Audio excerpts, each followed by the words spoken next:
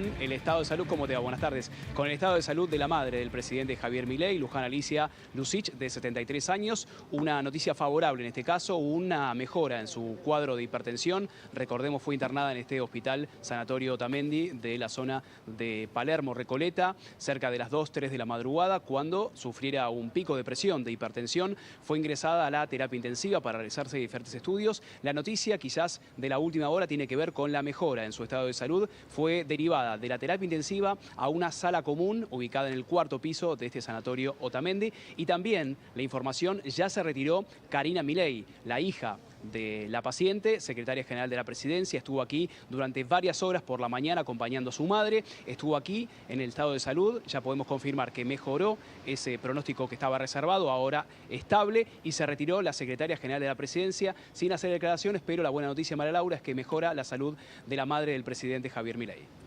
Muy bien, Pablo, muchísimas gracias. Nos avisás y estamos con vos cuando vos lo dispongas. Muchísimas gracias. Cómo no. Hasta luego. El número es catástrofe. Prestemos atención, nos enteramos el fin de semana y estamos hablando del 57, el número 57%. Es el aumento del índice de la pobreza. Todos estos números que les estamos mostrando hoy son números frescos en este caso es el observatorio de la UCA. Realmente grave este número, gravísimo. Y tenemos la suerte de estar en comunicación con uno de los investigadores de la UCA en estos mismos momentos. Creo que está en línea Eduardo Donza, que es del observatorio. ¿Cómo estás, Eduardo? Buenas tardes.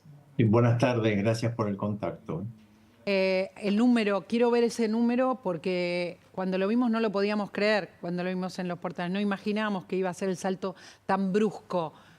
¿Qué pasó para que sucediera de este modo, Eduardo? Sí. ¿Qué fue lo que pasó? ¿Qué fue lo que midieron? ¿Qué es lo que más impactó para que creciera de este modo el índice de pobreza? Sí, estos son cálculos, estimaciones desarrolladas a partir de la encuesta que nosotros realizamos en el tercer trimestre del año pasado, que ya había dado un valor muy elevado, esto antes de las elecciones, de casi un 45% de población en situación de pobreza. Sí. Lo que pasó fue, bueno, la aceleración de la inflación, del aumento de precios muy generalizados que se dio, consecuencia, bueno, en primera instancia de la devaluación, ¿no? Cuando se decide, como el gobierno actual, que ya lo había dicho en campaña también, desarrollar políticas de shock, bueno, es una devaluación en el momento y es el ajuste de las variables macroeconómicas que estaban muchas veces tapadas y camufladas, ¿no? De alguna forma. Cuando le aplicamos los supuestos de cuánto aumentaron los ingresos de los hogares a través de los diferentes tipos de ingresos y las evoluciones de las canastas oficiales, nos da que en diciembre ya había casi un 50% de población en situación de pobreza y en enero llegamos a este 57,4%.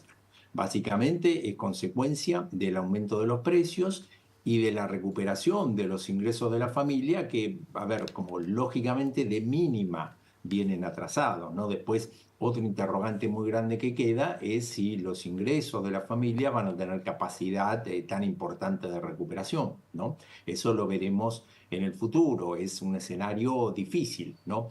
Ahora, lo que hay que tener muy en cuenta es que esto se da en el marco de una pobreza que es estructural en Argentina, ¿no? Si analizamos los últimos 20 años a la salida de la ley de convertibilidad, después de la crisis del 2001, medido por el INDEC, porque la encuesta nuestra todavía no estaba, en el año 2002 había un 52% de población en situación de pobreza, ¿sí? Eso mejora hasta los años 2008-2009, pero se estabiliza en valores en varios años del 25% de población en situación de pobreza. Es decir, nunca mejoramos en los últimos 4 años de que 1 de cada 4 argentinos estaba en una situación de pobreza. Esto es lo que hay que tener muy en cuenta, ¿sí? Después empezaron fuertemente las acciones del Estado para transferir recursos, aceptando también que el mercado de trabajo ya no era y tampoco sigue siendo, peor todavía, ahora un buen distribuidor de recursos entre la población, ¿no? Es decir,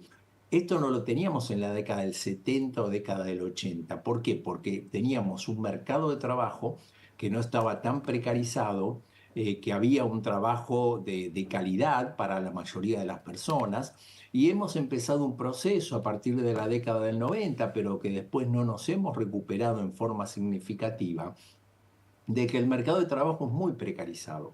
Pero eso porque la estructura productiva en Argentina es muy precaria, ¿sí? Y Sí, pensemos que tenemos la mitad de los trabajadores ocupados en un sector microinformal de la economía, ¿sí? Que son establecimientos chicos de baja productividad, y en el extremo de todo eso tenemos a los trabajadores por cuenta propia de muy baja capacitación, como podrían ser los recicladores, los comúnmente conocidos como cartoneros, la venta ambulante, limpiar parabrisas en una esquina. Eso en las estadísticas, tanto las académicas como las públicas, van a aparecer como ocupados.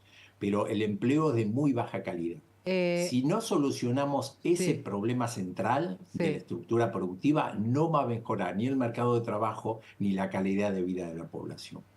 Eduardo, nosotros queremos seguir hablando con vos otros días porque es muy, muy fuerte todo lo que decís, muy fuerte, un empleo precarizado, generalizado además. Y te agradezco un montón estos minutos, muchísimo, para explicar de qué se trata. Estamos hablando de un tema estructural, pero que está creciendo de un modo muy, muy grave, muy preocupante. Gracias, Eduardo. Muchísimas gracias. De nada, y marcar solamente unos segundos la necesidad de desarrollar políticas de Estado que apunten a la producción y al trabajo, ¿sí? Que es la falencia que hemos tenido durante décadas en Argentina. Y también tener en cuenta ahí las economías regionales y todos los productos, muchos del subsuelo regionales, que hay que potenciarlos, pero a través de políticas de Estado. Bueno, Buenas muchas tardes. gracias de verdad. Te mando un abrazo. Fernando, estos números son tremendos, no puedo no ir a vos. Entiendo que